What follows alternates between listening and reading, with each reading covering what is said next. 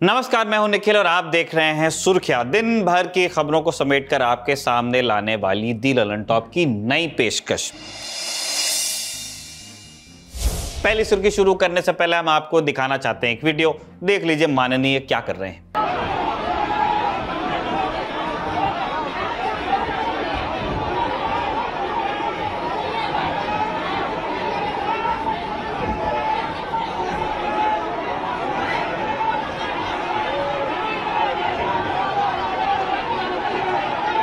तस्वीरों में धक्का मुक्की और हाथापाई करते जिन लोगों को आप देख रहे हैं वो लोग म्युनिसिपल कॉर्पोरेशन ऑफ दिल्ली यानी एमसीडी के चुने हुए पार्षद हैं। माननीय, इन्हें दिल्ली की जनता ने पूरे होश आवाज में मताधिकार का प्रयोग कर अपना प्रतिनिधि बनाया। ये आम आदमी पार्टी और बीजेपी के पार्षद हैं। इनके कंधों पर अगले 5 सालों तक दिल्ली के रखरखाव और विकास की प्लानिंग का जिम्मा है, लेकिन ये आपस में जोर आजमाइश क्यों करने लगे, हम बताते हैं। दरअसल आज यानी 6 जनवरी को दिल्ली के सिविक सेंटर में मेयर और डिप्टी मेयर पद का चुनाव होना था। सदन की कार्रवाई की शुरुआत बीजेपी पार्षद सत्या शर्मा को पीठासीन अधिकारी के रूप में शपथ दिलाने के साथ हुई। इन्हें एमसीडी के मेयर और डिप्टी मेयर के पद के लिए चुनाव करवाना था। इंडिया टुडे की रिपोर्ट के मुताबिक सत्या शर्मा ने सबसे पहले मनोनीत पार्षदों को शपथ लेने के लिए बुला लिया। इसे लेकर आम आदमी पार्टी के पार्षदों ने हंगामा शुरू कर दिया। आम आदमी पार्टी का आरोप था कि मनोनीत सदस्यों की शपथ पहले नहीं हो सकती, इलेक्टेड रिप्रेजेंटेटिव की पहले होनी चाहिए। ऐसा करके बीजेपी परंपरा बदल रही है। फिर क्या होना था, नारेबाजी हुई और आम आदमी पार्टी बीजेपी के पार्षद आपस में भिड़ ही गए। कुछ पार्षद टेबल पर चढ़ते देखे गए तो कुछ कुर्सियां चलाते। इस पूरे बवाल में दोनों पार्टियों के कई पार्षद घायल भी बताए गए हैं। दर्शकों की जानकारी के लिए बता दें कि सत्या शर्मा बीजेपी की पार्षद है, जिन्हें कल यानी 5 जनवरी को एलजीवी के सक्सेना ने पीठासीन अधिकारी नियुक्त किया।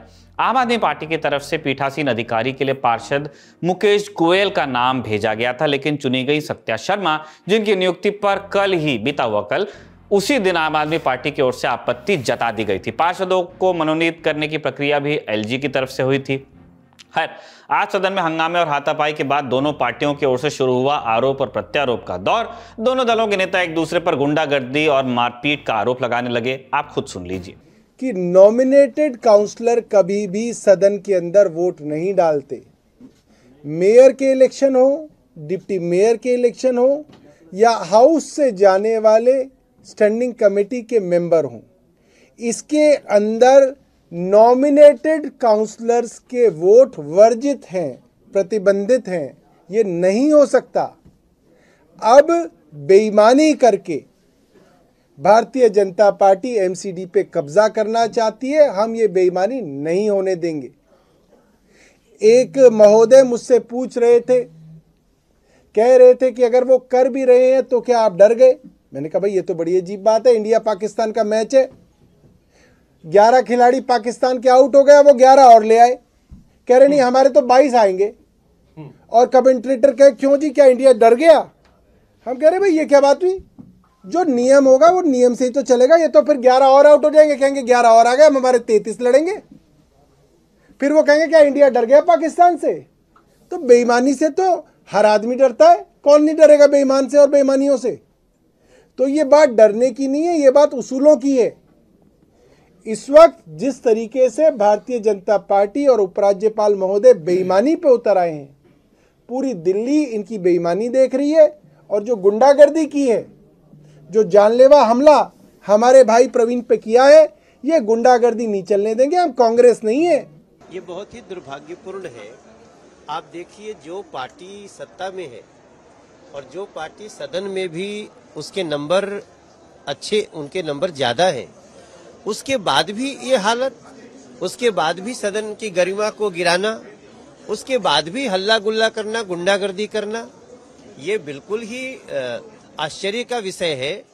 हमको लगता है कि वो मानसिक रूप से और नैतिक रूप से हार चुके हैं। हम सभी सांसद बैठे हुए हैं और मुझे लगता है कि उन्होंने एक निगम के सदन को इस तरह का अखाड़ा बना दिया है। लगातार गुंडागर्दी चल रही है, अंदर धक्का मुक्की चल रही है। मैं नहीं समझता हूं कि आम आदमी पार्टी विश्वस्त है कि वो शायद जीत पाए। ऐसा लगता है उनके अंदर बहुत सारा डर है कि शायद उनके लोग ही उनके साथ न दें। ये बहुत ही दुखद स्थिति है और हम इसकी निंदा करते हैं। एमसीडी चुनाव के नतीजे 8 दिसंबर को आए थे। करीब महीने भर बाद यानी आज दिल्ली को नया मेयर मिलने वाला था, लेकिन पार्षदों के हंगामे की वजह से ऐसा हो नहीं पाया और कार्यवाही को स्थगित ही कर देना पड़ा। यहाँ एक बात और गौर करने वाली है कि एमसीडी में मेयर और डिप्टी मेयर का चुनाव 3 महीने के लिए ही होगा इस बार, क्योंकि डीएमसी एक्ट की धारा 267 के मुताबिक एमसीडी का सत्र 1 अप्रैल से 31 मार्च तक चलता है, यानी 31 मार्च को नए साल के लिए फिर से मेयर का चुनाव करवाना पड़ेगा। अगली सुर्खी दिल्ली के कंझावाला केस में लगातार आ रही अपडेट से जुड़ी है। बीता हुआ कल यानी कि 5 जनवरी को दिल्ली पुलिस ने खुलासा किया था कि इस केस में 5 नहीं 7 आरोपी हैं। अब मामले में लेटेस्ट डेवलपमेंट ये हो गया है कि पुलिस ने अंजलि केस में 6ठे आरोपी आशुतोष को गिरफ्तार कर लिया और 7वें आरोपी अंकुश ने आज के दिन यानी कि 6 जनवरी को सुल्तानपुरी थाने में कर दिया सरेंडर। आशुतोष की गिरफ्तारी के बाद ये बात सामने आई कि उसकी कार से अंजलि का एक्सीडेंट हुआ था। आज तक संवाददाता अरविंद ओझा के मुताबिक आशुतोष ने आरोपी अमित खन्ना को गाड़ी दी थी और हादसे के वक्त गाड़ी अमित ही चला रहा था। इस केस में एक और नई बात यह भी सामने आई है कि आरोपी दीपक खन्ना के फोन की लोकेशन बाकी आरोपियों की लोकेशन से मेल नहीं खाती। दीपक के फोन की लोकेशन और कॉल रिकॉर्ड से पता चलता है कि वो घटना के वक्त अपने घर पे था। अब बात इस केस की इकलौती चश्मदीद की यानी अंजलि की दोस्त निधि, जो हादसे के वक्त अंजलि के साथ मौजूद थी। घटना के 2 दिन बाद सामने आई निधि से आज दिल्ली पुलिस ने पूछताछ भी की। पुलिस के मुताबिक ये रूटीन पूछताछ है, लेकिन दिल्ली पुलिस के स्पेशल कमिश्नर सागरप्रीत हुड्डा ने कल ही कहा था कि पुलिस को निधि की भूमिका पर संदेह भी है। ऐसा क्यों है, आप सुन लीजिए। जहाँ तक उसको बताने वाली बात है या इसने क्यों नहीं रिपोर्ट किया, ये क्वेश्चन हमारे दिमाग में भी आता है कि नॉर्मली आप कोई भी हादसा होता है तो उसमें आप इन्फॉर्म करते हैं और या आप पुलिस को इन्फॉर्म करते हैं या किसी रिश्तेदार को बताते हैं। हमारे दिमाग में भी है, हमने भी काउंसलिंग की है, पूछा समझने की कोशिश की है। कई बार कोई ट्रॉमा हो सकता है, कई बार कोई दूसरी वजह भी हो सकती है। तो सभी पहलुओं पर इन्वेस्टिगेशन अभी हो रहा है, क्योंकि ये एक ओपन एंडेड प्रक्रिया है जब तक कि हम फाइनली चार्जशीट फाइल नहीं कर सकते, और इनफैक्ट उसके बाद भी सप्लीमेंट्री चार्जशीट का प्रोविजन हम रख सकते हैं। अगली सुर्खी सुप्रीम कोर्ट से आई है। देश की सर्वोच्च अदालत ने सेम सेक्स मैरिज यानी समलैंगिक विवाह को मान्यता देने वाली सभी याचिकाओं को अपने यहां ट्रांसफर करने का हुक्म दे दिया है। आज 6 जनवरी को सीजेआई डीवाई चंद्रचूड़ की अध्यक्षता वाली बेंच ने सभी मामलों को ट्रांसफर करने का हुक्म दिया। कोर्ट ने इस मामले में केंद्र सरकार को नोटिस भी जारी कर दिया और 15 फरवरी तक जवाब तलब किया है। लाइव लॉ की रिपोर्ट के मुताबिक इस मामले में सीजेआई चंद्रचूड़ ने कहा, चूंकि एक ही विषय पर विभिन्न उच्च न्यायालयों के समक्ष कई याचिकाएं लंबित हैं, हम सभी याचिकाओं को इस अदालत के समक्ष ट्रांसफर करने का निर्देश देते हैं। अगर कोई याचिकाकर्ता फिजिकल मोड में पेश नहीं हो सकते, दिल्ली नहीं आ सकते, तो वो याचिकाकर्ता वर्चुअल मोड में पेश हो सकते हैं। अगली सुर्खी जुड़ी है उन परेशान करने वाली घटनाओं से जो बीते दिनों सामने आई। 2 बार ऐसा हुआ कि एयर इंडिया की फ्लाइट में पुरुष यात्रियों ने शराब पी और महिलाओं पर पेशाब कर दी। कितनी शराब पीते हैं ये लोग।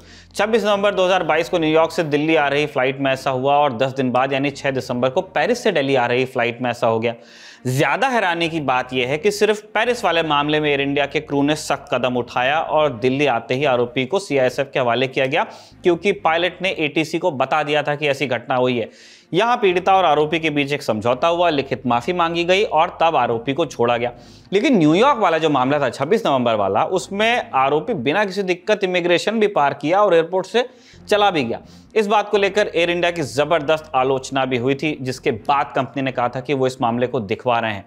लेकिन ऊपर वाले की लाठी है, आवाज न करती हो भले, लेकिन असर करती है। 26 नवंबर को न्यूयॉर्क से दिल्ली आ रही फ्लाइट में एक बुजुर्ग महिला पर कथित रूप से पेशाब करने के आरोपी शंकर मिश्र पर ऊपर वाले की लाठी चल गई है। यह अमेरिका में फाइनेंशियल सर्विसेज देने वाली एक कंपनी वेल्स फार्गो में काम करता था।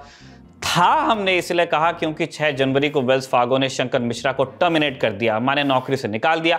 कंपनी ने कहा है कि मिश्रा पर लगे आरोप कंपनी को बहुत विचलित कर रहे हैं। कंपनी ने जांच एजेंसियों से सहयोग की बात भी कह दी है। इसीलिए हमारे सयाने लिख के गए हैं कि शराब का अपना कोई शरीर रंग नहीं, शराब तजजिया एहतिसाब करती है। जो अहले दिल हैं बढ़ाती है आबरू उनकी, और जो बेशऊर है उनको खराब करती है। अगली सुर्खी हमारी आपकी जेब से जुड़ी है। दरअसल नेशनल स्टैटिस्टिकल ऑफिस यानी एनएसओ ने आज यानी कि 6 जनवरी को ही कुछ आंकड़े जारी किए, जिनके मुताबिक मौजूदा वित्त वर्ष में आर्थिक ग्रोथ धीमी पड़ सकती है। मैन्युफैक्चरिंग सेक्टर के कमजोर प्रदर्शन से देश की आर्थिक वृद्धि दर चालू वित्त वर्ष 2022-23 में सालाना आधार पर घटकर 7% तक भी रह सकती है। यहाँ यह जानना जरूरी है कि पिछले वित्त वर्ष में देश की अर्थव्यवस्था 8.7% की रफ्तार से बढ़ रही थी। ये थी आज की सुर्खियां। अगले एपिसोड में आपसे मुलाकात होगी। ऐसी कामना के साथ हम विदा लेते हैं। देखते रहिए द ललन टॉप। शुक्रिया, शुभ रात्रि। आपके ज्ञान की गहराई नापने के लिए आ गई है ललन टॉप क्विज। मौके पर दो जवाब और मौके पर ही पाओ इनाम। सोमवार से शुक्रवार रात 9 बजे सिर्फ ललन टॉप ऐप पर। याद रखो कक्का की बात जो कही गई है, नॉलेज पर हाल लगाओ हाल फायदा, दे लगाओ का फायदा। तो फटाक से डाउनलोड करो ललन टॉप ऐप और आ जाओ 9 बजे क्विज खेलने के लिए हमारे साथ।